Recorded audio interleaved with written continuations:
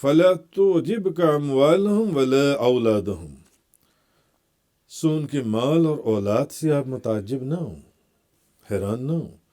انما یرید اللہ لیعذبہم بہا فی الحیاۃ الدنیا وتضحک انفسہم وہم کافرون.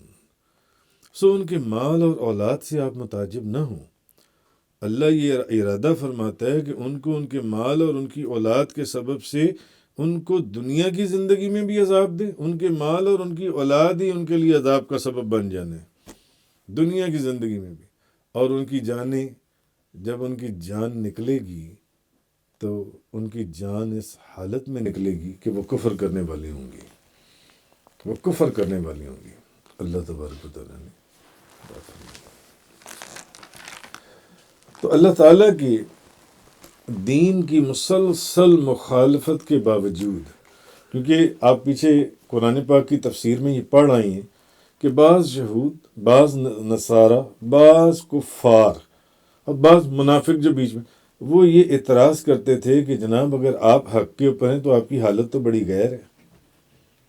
دولت کی فراوانی تو ہمارے پاس ہے، اولاد، بیٹوں بیٹیوں کی فراوانی تو ہمارے پاس ہے، مال دولت تو ہمارے پاس ہے، محل تو ہماری، شان و شوکت تو ہماری، آپ کے پاس کیا ہے؟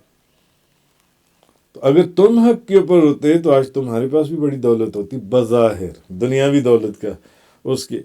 تو اب اللہ کے دین کی مسلسل مخالفت کے باوجود بظاہر تو ان کے پاس دولت کی فراوانی تھی، اولاد کی بھی بڑی کثرت تھی، ان کے گھروں میں بھی بڑی چہل پہل اور رونق تھی. تو ہو سکتا ہے کہ کوئی سادہ لو بندہ جو ہے ان کی ظاہری آن بان کو دیکھ کر وہ بھی یہی کہتا جیسے وہ لوگ کہا کرتے تھے کہ ہم حق کے اوپر ہیں. یار ان کے پاس تو دولت بھی ہے، اولاد بھی ہے، محل بھی ہیں، غلام بھی ہیں، نوکر بھی ہیں، یہ حق پر ہیں. اگر ہم حق کے اوپر ہوتے تو اللہ تعالیٰ یہ ساری چیزیں ہمیں دیتا. یہ حق کے اوپر نہ ہو کہیں، یہ حق پر ہیں تو ان کے پاس نوکر بھی ہیں، غلام بھی ہیں، دولت بھی ہے، گھر بار بھی ہے، اور بے شمار چیزیں بھی ہیں جو ان سی ہیں.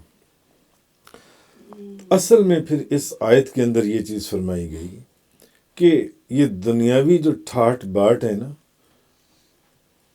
ان کو کنسنٹریٹ نہ کرو. یہ دنیاوی ٹھاٹ باٹ ہی جو تمہیں ان کی اولادیں نظر آتی ہیں. کیوں؟ ایک تو کفر کی گندگی میں گرے ہوئے، دوسرے نفاق کی گندگی میں گرے ہوئے، تیسرا اللہ اور اس کے رسول کے انکار کی گندگی میں گرے ہوئے. تو جو ان کے وجود میں وہی باہر نکلنا ہے. ان کی اولادیں اور ان کا یہ جو ٹھاٹ باٹ ہے، یہی ان کی بربادی کا سبب بنے گا، یہی ان کی بربادی کا سبب بننے والا ہے. کیوں؟ کیونکہ وہ اس اولاد کی محبت میں یا اس مال کی محبت میں جو ان سے وہ اس قدر انہوں نے اپنی آنکھیں بند کی ہوئی ہیں کہ ان کو ساری عمر ان کی گزر جائے گی مگر یہ حق کو دیکھنے کے قابل نہیں ہو سکیں گے. یہ حق اور جو صحیح چیز ہے اس کو قبول کرنے کے قابل ہی نہیں ہو سکیں گے. جو ان سے ان کو اتنی فرصت ہی نہیں ملے گی. تو اس چیز کو اللہ نے فرمایا کہ جب یہ مریں گے، ان کی جان نکلے گی تو یہ کفر پر مریں گے، یہ کفر کے اوپر مریں گے. تو کیا اس سے بڑی کوئی سزا اور ہو سکتی ہے جو ان سے ہے؟